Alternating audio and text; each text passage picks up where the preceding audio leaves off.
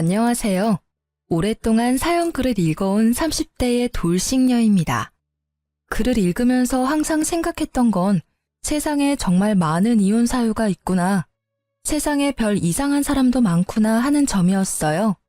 그리고 그런 사연글을 작성하게 된 지금 떠올려 보니 제가 당한 일들도 참 이상한 일들이었구나 하는 걸 다시금 깨닫게 됐어요.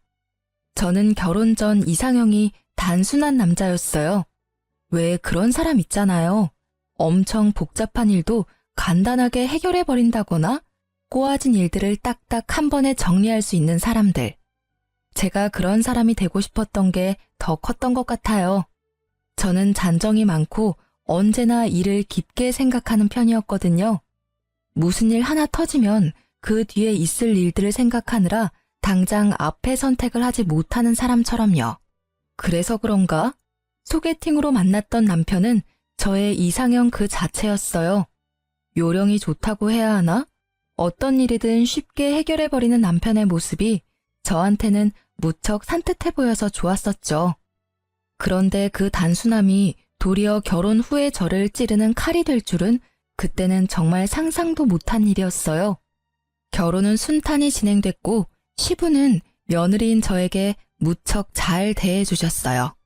딱 보기에도 점잖고 후덕하신 분이셔서 저도 마음이 놓였죠. 언제나 좋은 말씀을 해주시고 용돈도 몰래 주시곤 하셨어요. 그런데 시모는 전형적인 한국의 시어머니셨어요. 나쁘게 말하면 옛날 생각으로 가득한 시모였던 거죠. 제가 하는 일에는 뭐든 꼬투리를 잡고 아들이 최고인 그런 전형적인 분이셨죠. 그렇게 결혼 후 생활도 무척 평온했어요. 둘이서 하는 신혼생활은 재미있고 즐거웠거든요. 그런데 제가 임신을 하고 애가 태어나니 모든 것이 바뀌었어요. 육아는 생각보다 어렵고 힘들었는데 남편이 도움을 줄 생각을 않더라고요. 그러려니 했어요. 혼자서 버니 그럴 수 있다고 저를 달랬던 것 같은데 그 허용치가 넘어버리는 일들이 벌어지니 저도 참을 수 없었던 거겠죠. 제가 처음으로 남편에게 실망했던 건 바로 아들의 첫 번째 입원 때였어요. 저는 당시 육아휴직 중이었고 남편은 회사원으로 열심히 9시 출근, 6시 퇴근을 지키던 직장인이었어요. 애 열이 39도까지 올라가서 너무 놀란 제가 소아과 진료를 받더니 소변 검사에서 안 좋은 결과가 나왔더라고요. 요로 감염으로 신장까지 감염이 된 것 같다며 의사는 입원을 권했어요. 결국 입원을 해야 했고 저는 입원한 애를 곁에서 돌봐야 했어요. 입원 수속을 밟는 동안 너무 놀란 가슴으로 남편에게 전화해서 입원에 필요한 물건을 좀 가져오라고 했어요. 지금 당장은 아니더라도 퇴근 후에 가져와 달라고 했더니 남편이 살짝 화를 내더라고요. 당신은 뭐 하는데 애 입원하는데 준비도 안 하고 그냥 간 거야? 아니, 열 나는 거 진료 보러 왔지 입원할지 누가 알았어? 입원할 줄 알았으면 다 챙겨왔겠지. 그런데 왜 나한테 화를 내? 당신이 항상 일을 2번 하게 만들잖아. 솔직히 열이 그만하면 입원할 거라는 예상을 왜 못해? 당신 바보야? 뭐? 열나서 부랴부랴 애 안고 달려온 사람한테 뭐? 됐어. 애 아픈데 당신하고까지 싸움하면서 기력 빼고 싶지 않거든? 내가 준비물 톡으로 보내줄 테니까 챙겨서 와. 아니면 당신이 퇴근하고 애 보고 있던지. 내가 애를 왜 봐? 당신이야 편하게 쉬는 사람이지만 나는 일하는 사람이라고. 내일도 일하러 가야 하는데 무슨? 그럼 준비물 없이 애 입원시키라고? 어쩌라는 건데. 준비물 가져오기도 싫고 여기 와서 애 보기도 싫고 그럼 애는 어떻게 간호하라는 건데? 그러니까 왜 일을 2번 하냐고. 그만. 벌써 준비 안 하고 왔잖아. 그럼 왜 그렇게 안 했는지 따질 게 아니라 어떻게 할 건지를 이야기해야 할 거 아니야. 이미 난 없이 왔다고. 도돌이표처럼 왜 일을 2번 하냐는 남편의 말에 저는 터지고야 말았죠. 준비를 안 한 게 100번 양보해서 제 탓이라고 해도 이미 안 가져온 이 상황에 왜 자꾸 그걸 들먹이는지. 지금 당장 간병에 필요한 물건도 없는 저한테 할 말이 아니잖아요. 결국 남편은 오만 소리로 투덜거리더니 준비물을 병원으로 가져왔더라고요. 그런데 이걸로 끝날 줄 알았던 저의 답답함은 놀랍게도 이제 막 시작된 거였어요. 이번은 열이 내리고 상황을 봐야 해서 일주일 정도를 생각하라고 했었는데 주말쯤 되니 제 몸이 더 힘들더라고요.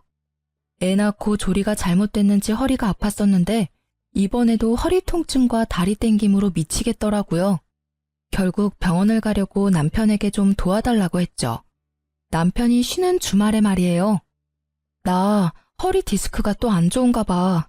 병원 바닥에서 쪽잠 자느라 안 좋아진 것 같은데 당신이 주말에 잠깐 애 좀 봐줘. 나 병원만 금방 갔다 올게.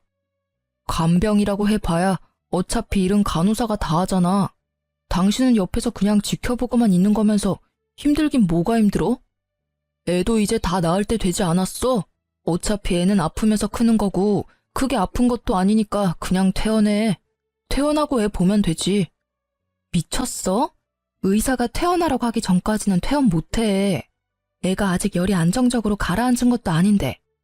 당신은 애 아빠가 돼서 어떻게 그런 말을 해? 이 작은 애가 고생하는 게 눈에 안 보이니까 그냥 그저 그런 것 같지? 예. 너 네 남편한테 어떻게 그런 말을 해? 미쳤어? 얘 좀 봐. 너 하는 거 보니 얼마나 호들갑을 떨며 애를 키웠는지 알겠네. 그러잖아도 애 병원에 너무 자주 간다 싶었어. 열 어느 정도 내렸으면 집에 와서 남편 밥이나 해줘야지. 거기서 뭐가 잘났다고 애 인질로 잡아서 그딴 말이나 하고 있어? 그리고 너 애 하나 가지고 그렇게 전전긍긍할 거면 아들이나 하나 둘 더 낳을 생각을 해. 수화기 너머로 들려온 건 시모의 목소리였어요. 이 남편이라고 부르는 것도 짜증나는 놈이 시모가 있는 걸 뻔히 알면서 폰을 스피커로 틀어놨더라고요. 두 사람을 당해낼 재간이 없었던 저는 결국 고스란히 허리 통증을 가지고 일주일 입원 간병을 하고 퇴원했어요. 그 뒤로 그 허리 때문에 고생을 많이 했어요. 허리가 좀 나으려는데 이번에는 시모가 입원을 했다며 연락이 왔어요. 계단에서 내려가다가 마지막 계단에서 삐끗했는데 발목이 골절이 됐다고요. 그런데 남편이 정말 웃기게도 저한테 간병을 시키려고 하더라고요. 엄마 다치셨대. 당신이 가서 간병 좀 해. 애는 어쩌고? 나는 간병 못해. 당신 잊었나 본데 우리 엄마도 아파서 애 못 봐줘. 애 맡길 것도 없는데 무슨 간병? 애는 그럼 당신이 볼래? 제 말에 남편이 답변을 못 찾더라고요. 아님 간병 있어. 하루에 얼마더라? 한 200 줘야 할걸? 금액을 듣고 놀란 남편은 자기가 간병을 하겠다고 하더라고요. 저는 웃으며 보내줬어요. 간병 잘하라고. 그게 얼마나 힘든 일인지 잘 느껴보라고요. 역시 며칠 안 지나니 남편이 와서 말하더라고요. 나 간병이랑은 안 맞나 봐. 엄마도 내가 남자라서 목욕이나 머리 감기도 못 시켜서 힘드시고. 내가 애 볼 테니까 당신이 엄마 간병 좀 해줘. 미안한데 꼭 간병이 필요해? 어머님 다 큰 성인이시고 발목만 다쳤지 손목은 멀쩡하시잖아. 당신 그걸 말이라고 하는 거야? 무슨 며느리가 간호하겠다고 나서지는 못할 망정 간병이 꼭 필요하냐고? 제대로 걷지도 못하고 말도 못하는 애 간병도 필요 없다고 한 거 당신이야. 퇴원할 때도 안 됐는데 퇴원하러 간 것도 당신이고. 잊었어? 당신이 한 말인데? 제 말에 남편은 꿀먹은 벙어리처럼 어버버 거리더라고요. 그게 어찌나 웃기던지. 결국 남편은 아무 말 못하고 시모 간병을 가더라고요. 그런데 시모가 제 군기를 잡으려 했는지 퇴원 후에 우리 집에서 몸조리를 해야겠다고 하더라고요. 저는 오시라고 했어요. 그리고 시모가 온 날 시모와 남편 앞에서 선언하듯 말했죠. 저는 애를 봐야 해서 아마 어머님 모시는 일은 이 사람이 다 할 거예요. 애가 아직 어리니까요. 넌 뭐가 그렇게 당당하니? 시어머니 모시는 일도 못하면서 무슨 며느리야 네가? 기도 안 차네? 어떻게 이렇게 남편 부려먹는 년이 집안에 들어올 수 있어? 그런데 어머님, 애를 남편이 봐줘야 제가 일을 하죠. 육아에 도움이 안 될 거면 집안일이라도 해야 하지 않을까요? 저는 아침부터 저녁까지 애 보느라 힘들어서 어머님 모시는 일은 못해요. 아니, 애 새끼가 시어머니보다 더 중요하다는 게냐? 네, 저는 말 못하고 제 손으로는 밥도 못 먹는 애 새끼가 더 중요해요. 어머님은 발을 다치신 거지 손을 다치신 게 아니잖아요. 정 불편하시면 제가 그냥 친정으로 가 있을게요. 저랑 아기 때문에 편하게 못 쉴 테니까요. 야, 너 이리 안 와? 어딜 도망치려고? 야, 당장 여기 와. 이 천하에 몹쓸 것 같으니라고 어디 어른한테 그따위 말대꾸야? 어? 저는 소리치는 시모를 뒤로 하고 친정으로 갔어요. 친정에 있으니 어찌나 좋던죠. 엄마가 해주는 밥 먹으니 너무 좋더라고요. 그런데 닷새가 되자 남편이 전화를 엄청 하더라고요. 언제 올 건데? 이제 그만 돌아와. 집 엉망진창이야.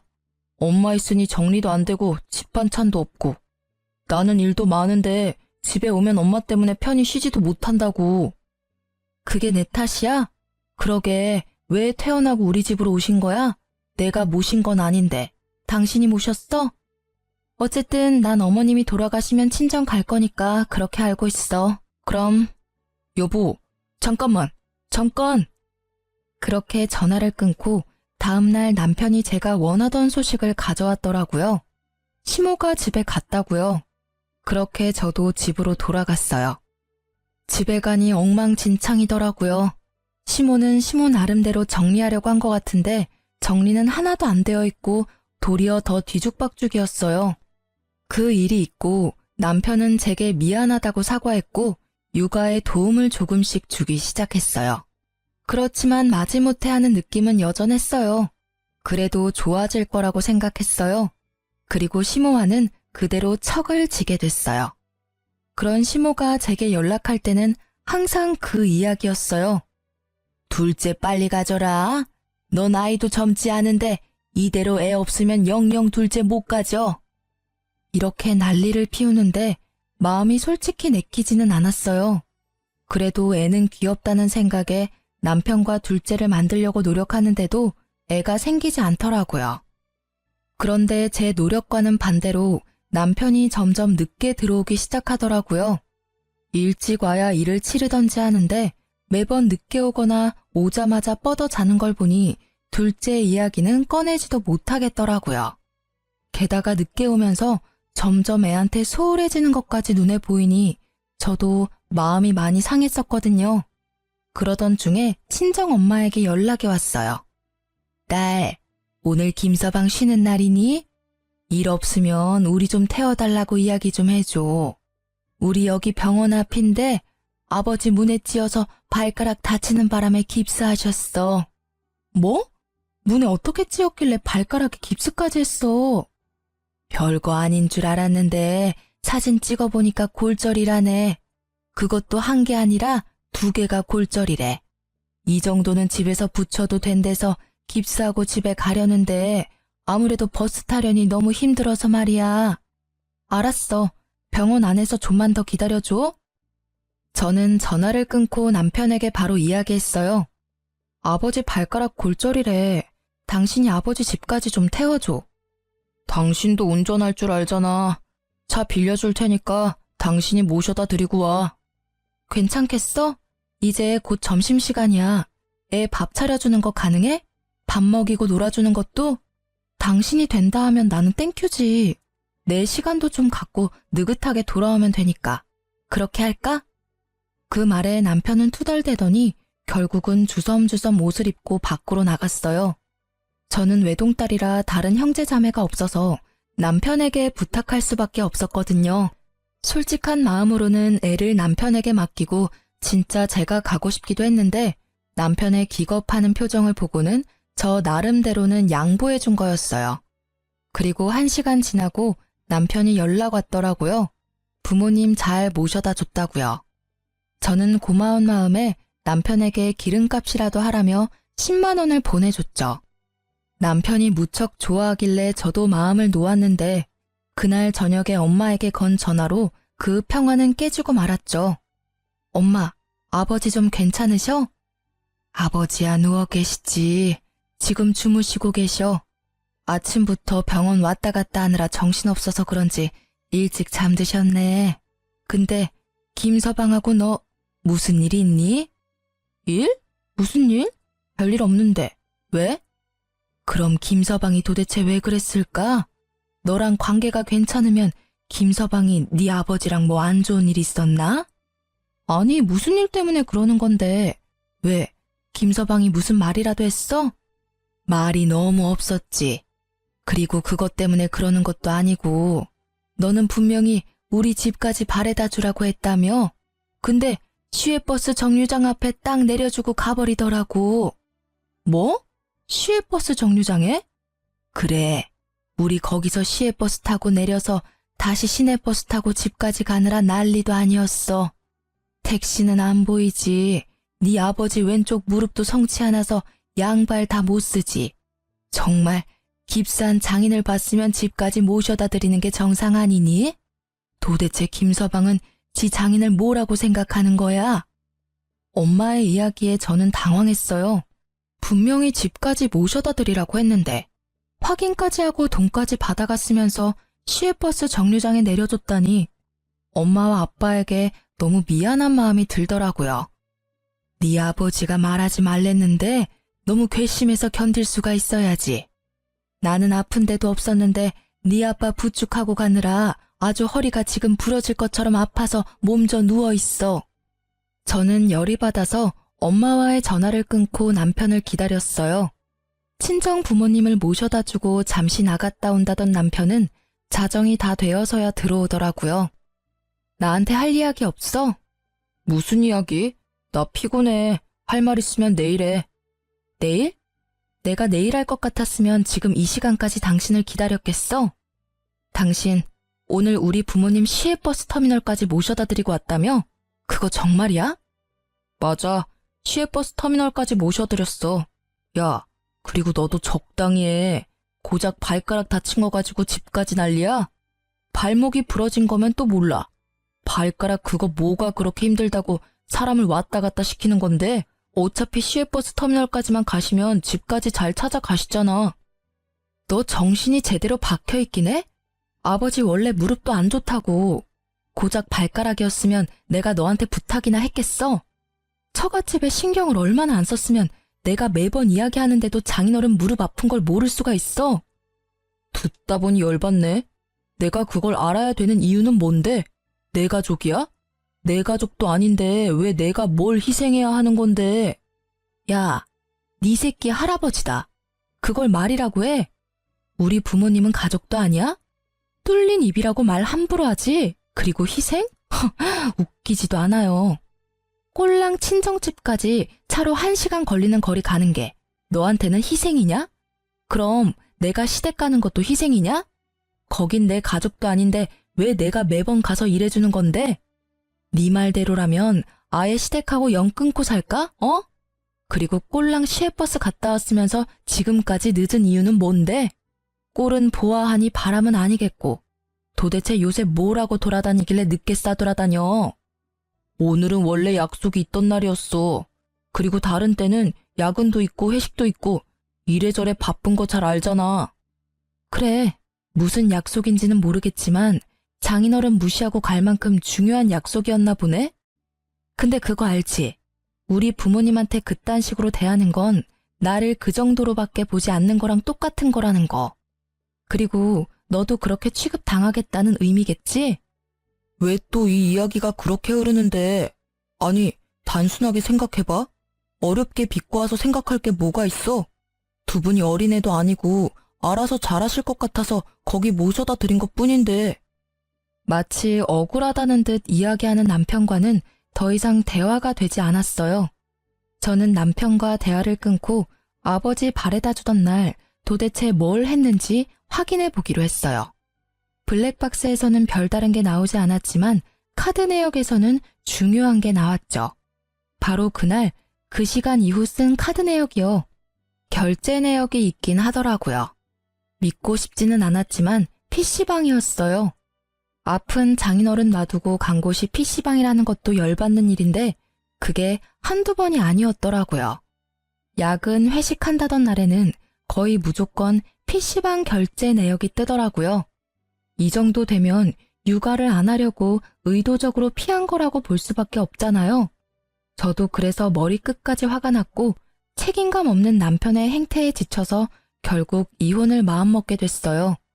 하지만 쉽게 이혼해주고 싶지는 않았어요.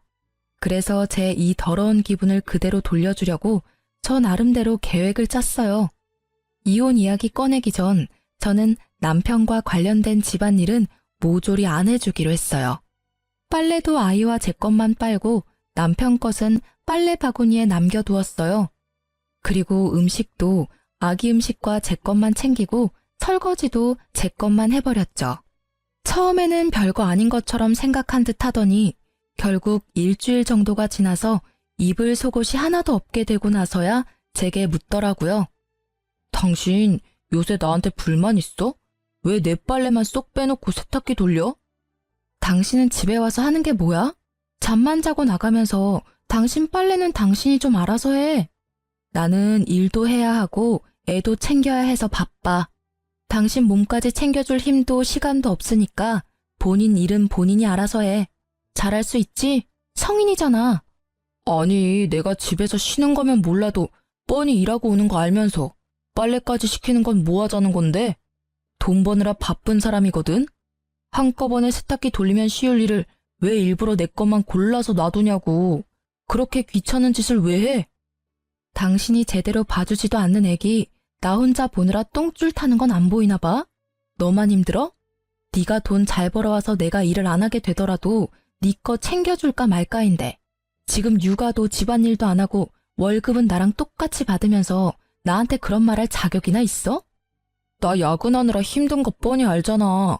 힘든 사람 도와주지도 못할 망정 이렇게 괴롭히면 어쩌자는 건데? 그리고 애 보는 게 뭐가 그렇게 힘들어? 다른 여자들은 다 잘만 보는데. 다른 여자들은 남편이 잘 도와줘서 그렇겠지. 그리고 야근 같은 소리하고 자빠졌네. 네가 나 몰래 칼퇴근하고 어딜 갔는지 내가 모를 줄 알았어? 카드 내역 보니까 기가 차서 말도 안 나오더라. 저는 그 소리와 함께 남편에게 카드 내역을 툭 던져줬어요. PC방 내역이 쭉 적혀있는 걸 본 남편이 당황해 하더라고요. 그래, PC방 다니는 거 언제까지 모를 줄 알았어? 그놈의 PC방 때문에 넌 장인어른 아픈데도 시외버스 터미널까지만 데려다줬지? 중요한 약속이 PC방에서 있었냐? 육아가 싫어서 도망간 것도 열받는데 우리 엄마 아빠까지 무시하고 네가 그딴 식으로 행동을 해? 거기가 그렇게 좋으면 거기 살아. 집에는 왜 기어들어오고 난리야? 이건 진짜 잠깐 그런 거야. 애 보는 게 힘들어서 그런 거고 잠깐의 일탈이고 절대로 계속 그렇게 다닐 생각은 아니었어. 그리고 나는 나대로 힘들었다고. 직장에서도 힘든 일 있는데 집에까지 와서 애 보라고 하면 나도 얼마나 힘들겠어? 어련하시겠어. 알았으니까 네 멋대로 사세요. 나는 당신처럼 육아와 집안일에서 벗어나려고 야근이라고 속이고 PC방이나 돌아다니는 사람을 내 남편, 애아빠라고 생각하기 싫으니까. 적어도 난 그런 사람 필요 없거든. 너 같은 인간하고 같이 살기 싫으니 그냥 다 그만두자. 이혼해. 이혼? 말 똑바로 해. 한 번 뱉은 말 주워 담기 힘든 거 알지? 네가 뭐가 잘했다고 이혼 운운하고 난린데? 내가 열받았는데 왜 네가 더 나대냐고. 말 한 번 잘했네 그 말. 그대로 돌려줄게. 내가 왜 화내는지 모르는 걸 보면 너도 진짜 답 없는 놈이야. 너 어차피 육아도 싫고 집안일도 다 싫다 했으니까 애는 내가 데려갈게. 친권, 양육권 너한테 다 뺏기지는 않을 거니까 그렇게 알고 있으라고. 잘 됐네. 매번 그놈의 애새끼 인질로 잡아서 도와달라고 찔찔거리더니 데리고 가면 나야 속 편하지. 나는 애 필요 없어. 그리고 나중에 필요하면 재혼해서 애 낳으면 될 일이고 애 데리고 가. 안 말려. 한 입으로 두말하지 마. 나중에 애 돌려달라느니 뭐라느니 귀찮게 굴지 마. 그리고 이혼 서류 식탁 위에 있으니까 당장 적어서 줘. 결국 한 채의 양보도 없던 우리는 그대로 이혼 서류를 작성했어요. 그런데 다음 날 이혼 이야기가 시댁에 들어갔는지 시부가 전화로 오라고 하더라고요. 저는 당당하게 시댁으로 갔죠. 제가 잘못한 거 하나 없는데 눈치 볼 일 없잖아요. 들어갔더니 시모는 아주 표독한 얼굴로 저를 쳐다보고 항상 온화하던 시부도 잔뜩 찌푸린 얼굴로 절 기다리고 있더라고요. 너희 이혼하기로 했다고? 대체 무슨 일이 있었길래 결혼한 지 얼마 되지도 않았는데 이혼 이야기가 나와? 당신은 그걸 몰라서 물어요? 딱 봐도 남편 잡아먹을 것처럼 생겼잖아요. 무슨 애가 융통성은 하나도 없고 지 남편을 아래 것으로 보는 행동하며 일하느라 힘든 아들한테 육아까지 맡기려고 한 대단한 며느리예요. 어떻게 애 하나 키우는 것도 힘들어서 난리치면서 뭐가 잘났다고 이혼 이야기까지 지가 먼저 말하는 건지 나는 도무지 이해가 안 돼. 시부의 말을 끊어먹고 자기 할 말만 하는 시모를 사뿐히 무시하며 저는 시부에게 말했죠. 아버님, 저도 참을 만큼 참았고 이런 이야기 말씀 안 드리려고 했는데 다들 이 상황을 오해하고 있으니 정확한 것만 말씀드릴게요. 남편이 최근에 야근이 잦았어요. 애를 보라고 할 수가 없는 상황이거든요. 애 잘 때 일하러 가고 애 잘 때 집에 오는 남편한테 무슨 수로 애를 보라고 해요? 게다가 집안일도 마찬가지예요. 집에 잠만 자러 오는 사람한테 뭘 시킬 수 있어요? 그런데 알고 보니까 야근하는 게 아니라 PC방 가서 신나게 게임하고 늦게 들어온 거더라고요. 하루였으면 말도 안 하는데 거의 매일을 그렇게 다녔거든요. 제 말에 시부와 시모 둘 다 벙친 표정이었어요. 설마 하는 시모의 얼굴과 그럴 줄 알았다는 시부의 표정이 모든 걸 말해주고 있었죠. 그뿐이면 그냥 잔소리만 하고 넘어갔을 거예요. 그런데 제가 이혼을 결심한 건 남편이 저희 아버지를 대하는 태도 때문이거든요. 저희 아버지 얼마 전에 발 다쳐서 깁스하는 바람에 남편한테 병원에서 집까지 좀 모셔드리라고 부탁한 적이 있어요. 그런데 남편이 어떻게 했는 줄 아세요? 병원에서 버스터미널까지 모셔다 드리고 그 길로 또 PC방 갔어요. 결국 저희 부모님 다리 아픈 채로 버스터미널에서 시외버스 타고 다시 시내버스 타고 도보로 20분을 걸어서 집에 가셨어요. 저희 친정을, 아니, 저를 얼마나 무시하면 이런 행동을 할 수 있는 거예요? 멀쩡한 사람 데려다 달라 한 것도 아니고 아픈 사람 모셔다 드리라는데 그 시간도 아까워서 시외버스 터미널 앞에 모시는 게 그게 사위가 맞긴 해요. 그것도 모르고 데려다 드렸다는 말에 남편에게 수고했다고 10만 원 손에 쥐어주기까지 했는데 제 말에 시부와 시모는 꿀먹은 벙어리가 됐죠. 두 분 다 옛날 사람이라 어른들에게 깍듯이 대해야 한다고 생각하는 분들이었거든요. 게다가 두 분은 저희 결혼 전 남편의 PC방 사랑에 대해 잘 알고 있었으니 그 버릇 나온 거라고 생각하신 거고요. 제가 싫었으면 저한테 뭐라고 하면 될 일을, 아니, 모셔다 드리기 싫었으면 안 가겠다고 했으면 됐을 일을 이런 식으로 사람 뒤통수 치는데 제가 가만히 있을 수가 있겠냐고요. 저를 얼마나 무시했으면 저희 부모님한테까지 그런 행동을 할 수가 있어요. 제 말에 시부가 부글부글 끓는 표정으로 남편에게 전화를 해서 당장 시댁으로 오라고 하더군요. 남편이 집에 도착했는데 시부의 표정을 보고는 아차 싶었는지 설설 기더라고요. 너 사돈어른 아픈데 시외버스 터미널까지 모셔다주고 PC방 갔다는 게 사실이냐? 걷는 건 맞는데 다 이유가 있어서 그래요. 장인어른 발 깁스한 것도 어차피 삐어서 그런 걸 텐데 굳이 집 앞까지 모셔다 드리지 않아도 될 것 같았고 약속은 그쪽이 먼저 잡혀 있었고 장인어른이 갑자기 아프신 바람에 그리고 그렇게 자주 간 것도 아닌데 이 사람이 또 오버해서 시부를 무서워하는 남편은 지아버지 앞이라 쫄았는지 버벅거리며 앞뒤가 맞지 않는 변명만 늘어놓더라고요. 저는 남편 카드 내역 시부에게 싹 다 보여줬죠. 날짜를 일일이 확인하던 시부가 끼고 있던 안경을 벗고는 남편에게 소리를 버럭 지르더라고요. 너 이놈의 새끼, 아직도 그 버릇을 못 고쳤어? 애도 있는 놈이 늦게까지 PC방이나 쳐다니고 게임질이나 하고 게다가 장인어른을 뭐 어떻게 했다고? 그게 뭐가 잘못된 건데요. 잘못한 건 와이프라고요. 일도 힘들어 죽겠는데 애나 보라고 하고 쉬면서 애 보는 건 지가 할 일이지 왜 나한테 그런 거 시키냐고요. 에라이 못난 놈아. 그래서 다 네 와이프 탓이야? 넌 퇴근이라도 있지. 네 와이프는 퇴근이 어디 있어? 애 보느라 고생하는 며느리한테 그딴 소리 해가며 PC방으로 내뺐다 이거지? 거기다가 너는 네 장인어른이 나한테 어떤 분인 줄 알고 지금 그딴 결례를 범해? 아니, 왜 나한테만 그러는 건데요? 일도 힘든데 일 시키려고 한 건 이 사람이라고요. 그리고 장인어른이 장인어른이지 누구긴 누구예요? 아우, 이놈의 자식. 이게 자식이 아니라 왼수지. 아예 너 결혼할 때 장인어른이 내 선배인 거 미리 말했어야 했어. 그래야 네가 이딴 미친 짓을 안 했겠지. 내가 그분께 얼마나 신세를 졌는데 네가 그걸. 사돈어른 볼 낯이 없어. 어? 그렇다면 그런 거라고 이야기를 해줬어야지. 이야기도 안 해주고 나한테 뭐라 하는 건데요? 그리고 아빠가 신세졌지 제가 신세졌어요? 이게 정신을 못 차렸네. 야, 그런 걸 몰라도 네가 사위라면 장인 장모한테는 깍듯이 대해야 하는 게 정상 아니냐?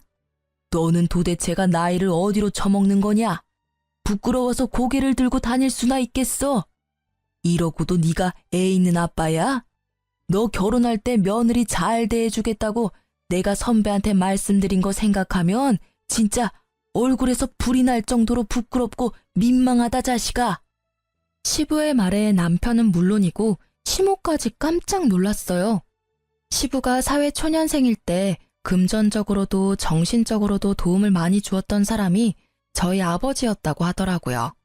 그래서 항상 은인으로 생각하셨다는데 그 은혜를 자식놈이 원수로 갚았으니 시부의 분노가 어마어마한 건 당연할 수밖에 없었죠. 결국 저와 남편의 이혼은 굉장히 스무스하게 진행됐어요. 시부는 미안한 마음이 가득이었지만 아들의 행동이 절대로 바뀌지 않을 거라는 걸 잘 알고 있는 듯 재결합은 이야기도 하지 않더라고요. 대신 생각지도 않았던 위자료를 합의금으로 주며 완만히 합의 이혼을 하도록 하셨어요. 아이에 대해서는 남편이 아이를 잘 볼 것 같지 않으니 제가 데려가겠다고 했더니 시부도 고심을 하더니 결국 친권과 양육권까지 제가 가져갈 수 있도록 해주셨어요. 남편의 행동을 보아하니 애를 잘 키울 수도 없을 것 같아 보이니 그런 결정을 하신 것 같아요. 결국 저는 남편과 이혼하고 합의금을 받아 새로운 출발을 하게 됐죠. 그렇게 6년쯤 지나서 전 남편과 전 시모가 저희 집에 찾아왔더라고요. 그 사람들이 우리 집에 들리겠다고 했을 때 저는 밖에서 보자고 했지만 밖에서 할 말이 아니라며 극구 집에서 보기를 희망해서 저는 친정집으로 그 둘을 불렀어요. 오랜만에 보는 두 사람의 표정은 참으로 결연했어요. 전 남편은 넋이 나간 얼굴이었고 전 시모는 여전히 날카롭고 뾰족한 인상 그대로였죠. 무슨 말을 하려고 온 건지는 몰라도 자세가 아주 적극적이더라고요. 무슨 일로 보자고 하셨어요? 우리 손주 다시 돌려받으려고 왔어. 친권하고 양육권 다 우리 쪽으로 넘겨줄래? 그 말에 저는 물론이고 아버지와 어머니까지 어이없는 표정을 지었어요. 지금껏 잘 크고 있는 애를 왜 갑자기 달라고 하는 건지 이해가 되지 않더라고요. 죄송하지만 애 친권, 양육권 다 필요 없다고 한 건 전 남편 쪽이에요. 그리고 PC방이나 다니고 육아가 싫어서 도망치던 전 남편이 제대로 된 아빠가 될 거라는 생각도 안 들고요. 그런 아빠한테 한창 손이 가는 애를 맡기는 엄마가 세상 천지에 어디 있겠어요? 나 PC방 끊었어. 그리고 본가에서 다니고 있어서 꼬박꼬박 시간 잘 지켜서 퇴근하고. 어차피 애가 초등학교 들어갈 때 됐으니까 당신도 힘들 거고. 양육권 우리한테 주면 양육비는 없는 걸로 할게. PC방 끊었다니 잘 됐네. 근데 그건 이유가 아니잖아. 애를 데려가려는 이유를 말해봐. 그때는 그렇게 싫다고 하더니 왜 갑자기? 그리고 그때는 애 필요하면 재혼해서 애 낳으면 된다고 하지 않았어? 애가 필요하면 재혼을 해. 여기 와서 애 달라 하지 말고. 제 말에 말을 꺼내지 못한 건 남편이었고 시모는 얼굴이 확 구겨지더라고요. 수술한 게 복원이 제대로 안 된대. 그래서 애를 못 가져. 응? 무슨 수술? 수술해서 애가 안 생긴다고? 한창 너 둘째 원할 때 애 하나 더 생기면 내 인생 쪽날 것 같아서 너 몰래 정관 수술했어. 복원하면 금방 돌아온댔는데 복원이 안 됐어. 저는 웃음이 푹 하고 튀어나왔어요. 웃음을 막을 수가 없었거든요. 전 남편의 그 말에 시모의 얼굴은 더 일그러지고요. 한편의 코미디를 보는 것 같은 기분이었어요. 제가 한창 둘째 가지려고 그렇게 애를 쓸 때 전 남편이 저 몰래 정관 수술을 했던 거예요. 그러니 애가 안 생기지. 솔직히 그때는 나한테 문제가 있나 싶어서 고민하기도 했는데 이제야 그 고민이 해결이 됐네요. 생각지도 못한 방법으로요. 들었으니까 알겠지? 우리 쪽도 사정이 안 좋아. 아들이라고 하나 있는 게 고자가 됐으니 재혼을 하면 뭐하니? 대 끊기기 전에 애 하나 더 낳으라니까 의기양양한 표정으로 걱정하지 말라고 하더니 결국에는 보건수술하고도 안 돌아와서는 여자 때문인 줄 알았는데 지가 지 손으로 끝장을 낸 거였어, 이 자식놈이. 나라고 알았겠어. 병원에서는 돌아올 가능성이 높다고 말했었다고. 근데 그 수술도 자녀 있고 배우자 허락이 있어야 해줄 수 있는 걸로 아는데 어떻게 하게 된 거야? 그건 여직원한테 부탁해서 와이프라고 하고 데리고 가서 허락받은 척했지. 나는 진짜 억울해. 넌 더 이상 말하지 마. 그러니까 이런 상황이니까 제발 우리 손주 돌려주면 안 되겠니? 넌 아직 앞길도 창창하고 새로운 사람 만나려면 애가 없는 편이 좋지 않겠어? 귀찮은 건 우리 쪽에서 떠맡아 줄 테니까. 귀찮지 않고요. 애를 그런 식으로 생각하는 사람한테 보내는 것도 너무 무섭네요. 이혼 후에도 애 한 번 보러 오지도 않은 사람이에요. 애는 아빠가 자기를 싫어한다고 생각하고 있고요. 물론 틀린 말은 아니죠. 한 달에 한 번 있는 면접 교섭권도 쓰지 않는 남편이 애를 좋아할 리가 없잖아요. 그런데 대를 이으려고 애를 데려가겠다? 너무 본인들 멋대로 생각하시는 거 아니에요? 애가 아빠를 싫어하는 건 다 네가 애 세뇌시켜서 그런 거겠지. 네가 애 아빠를 싫어하는데 어떻게 애가 아빠를 좋아해? 아빠랑 둘이서 살아보면 애도 아빠 좋아하게 될 거야. 그런 무책임한 말씀은 어떻게 그렇게 당당하게 하세요? 제가 듣다 하도 어이가 없어서 한마디 하는데 애를 위해서라도 친권 양육권 포기하세요. 아니, 그쪽 아드님이 고자가 된 걸 몰랐으면 우리 손주한테 눈길도 안 줬을 사람들이 이젠 눈알이 획 뒤집혀서는 내 귀중한 손주를 데려간다고요? 뻔뻔하기도 하지. 아니 막말로 당신 아들이 고자 된 게 우리 탓이에요? 본인이 필요 없어서 상의도 없이 잘라낸 거 왜 여기 와서 화풀이 하는 거냐고요? 보다 못한 친정어머니의 일침에 시모의 표정이 점점 안 좋아지더라고요. 전 남편의 표정도 당연히 좋지 않았죠. 우리가 이렇게 강경하게 반대할 줄은 몰랐나 봐요. 그 사람들의 오산이었죠. 저는 재혼 생각이 없었고 애가 더 중요했거든요. 엄마, 그만해. 애 듣겠어. 잘 들으셨죠? 저희 집은 아이를 그쪽에 줄 생각은 추호도 없어요. 그러니까 괜히 여기서 열내고 힘 빼지 말고 병원을 다시 알아보시는 게 어때요? 그리고 다시 여기 찾아오시거나 우리 앞에 나타나면 아버님한테 전화드릴 거예요. 이혼할 때 친권 양육권 저한테 주도록 허락해 주신 게 아버님이신 건 알고 있죠? 결국 시부를 들먹이자 시모와 전 남편은 어쩔 수 없다고 생각했는지 저희 친정집에서 나갔어요. 하지만 그 뒤에 친권을 다시 되돌리려는 소송을 하려고 한 것 같더라고요. 하지만 아들과 떨어져 있는 6년간 한 번도 아이를 만나러 간 적도 없고 양육비도 제대로 입금하지 않았다는 사실 때문에 스스로도 걸렸는지 결국 포기한 듯 하더라고요. 그런데 그 후에 친정엄마가 들은 소식에 의하면 재혼했던 여자하고도 헤어졌다고 하더라고요. 알고 보니 전 남편이 정관수술 복원이 안 된 건지 모르던 시모가 재혼녀를 그렇게 혼냈대요. 애도 못 가지는 여자 필요 없다고. 여자 쪽이 문제인 것처럼 엄청 몰아갔는데 막상 껍질 까보니 문제가 전 남편에게 있었다는 걸 알게 돼서 재혼녀가 엄청난 분노를 시댁에 퍼붓고는 이혼했다고 하더라고요. 그 이혼이 고부 갈등에 초점이 맞춰져서는 결국 재혼녀에게도 위자료 엄청 줘야 했다고 하더라고요. 그 이야기를 듣고 나니 참 사람 바뀌지 않는다는 생각이 들더라고요. 시모도 시모지만 전 남편도 참 전 남편답다는 생각도 들고요. 그렇게 쉽게 요령 있게 뭐든 하더니 결국 피임도 쉽게 생각해서 불임 수술을 하더니 결국은 부작용으로 완전 불임이 되어버렸으니까요. 결혼 전 제 이상형이 단순한 남자였다면 지금은 가정적인 사람으로 바뀌었어요. 이런 사건 사고들이 저의 눈을 뜨게 만들었다고 할까요? 너무 단순한 남자도 참 구제불능이라는 생각이 들었거든요. 육아가 싫어서 정관 수술을 할 생각 정도는 할 수는 있다고 저도 이해는 해요. 그렇지만 피임을 잘할 생각을 해야지 어떻게 와이프 몰래 불임 수술을 할 생각을 하는 건지. 단순하게 생각하려다가 자기 발목 잡은 것밖에 안 되는 거죠. 가지고 있는 걸 너무 맹신하다가 믿는 도끼에 발등 찍힌 것과도 같고요. 저는 육아 싫어하는 전 남편 덕분에 지금은 육아의 달인이 되었어요.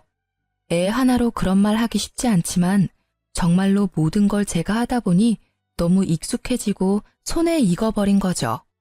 솔직히 일을 하면서 애를 보는 게 힘들었지만 친정가족들의 도움이 없었다면 저도 정말 힘들었을지도 몰라요. 이 글을 쓰면서도 육아를 함께 해준 친정 식구를 생각하면 참 고맙고 미안한 마음이 들기도 해요. 그래서 더 보답해드리고 싶고 그래요. 애가 싫다면서도 자기 사정에 의해 애를 필요로 하는 전 남편을 보니 있을 때 잘하라는 말이 저절로 떠오르더라고요. 인생사 참 자기 마음대로 안 된다는 걸 단순한 그 남자가 이 이혼을 계기로 잘 깨달았으면 해요. 쓰다 보니 엄청 길어졌네요. 이렇게 긴 글을 시간 내서 읽어주신 분들 모두 감사드려요. 읽으면서 어떤 감정이셨을지는 모르겠지만 저는 제 이혼 글을 쓰면서 웃음이 나왔어요. 당시에는 아프고 힘들었는데 지금은 그때의 저를 보며 잘했다. 그때의 남편을 보며 웃기다. 그런 생각을 해요. 이혼의 아픔을 겪고 있는 분들에게 지금은 힘들지라도 언젠가는 웃으며 그 이야기를 할 때가 올 수도 있어요. 웃지는 못해도 그땐 그랬지 하고 대수롭지 않게 이야기할 수도 있죠. 아니면 저처럼 익명의 힘을 빌려 글을 쓰게 될지도 모르죠. 제가 드리고 싶은 말은 항상 힘들지만은 않아요. 그러니까 우리 모두 힘내봐요.